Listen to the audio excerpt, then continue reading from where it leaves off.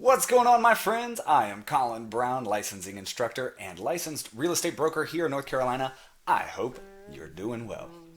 I've got another video for you. I wanted to take a few minutes to introduce you, if you have not encountered this form, to Standard Form 360.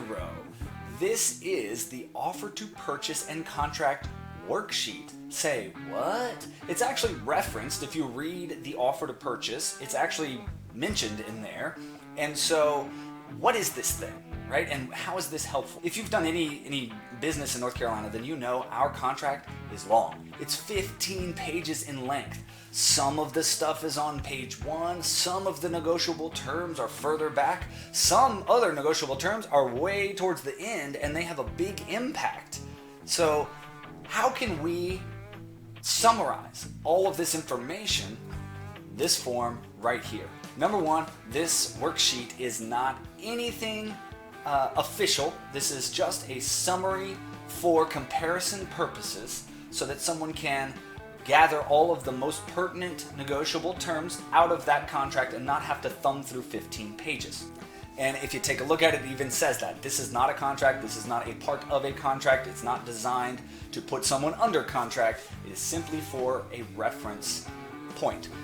Notice it lists all of the fillable blanks. Any blanks that can be filled in on the offer to purchase are located on this worksheet. Any check boxes that can be checked are located on this worksheet. It's pretty fascinating, right? You got seller, buyer, identifies the parties, the property, all of the major points. Purchase price, earnest money, due diligence fee, when is your due diligence date. One of the cool things that I appreciate is that it actually lists out the date of the offer right here and then also the effective date of the contract. So when was the offer made and then when did we officially go under contract, because those can be two different dates. And understand that the effective date can affect how long you have for your due diligence period. It can affect how long you have to get to the closing table.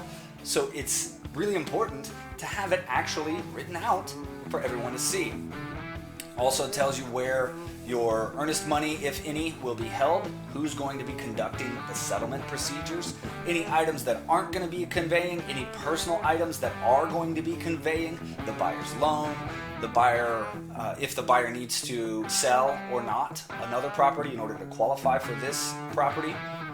It checks off whether or not the buyer has received the pertinent disclosures, whether or not the seller has owned for a year. It's got all of those points and check boxes from the actual offer to purchase, HOA information, any other pertinent addenda that must be included with the offer. They're going to be referenced here as well. So it's kind of like your table of contents for the offer to purchase. Gives you everything that you need to know.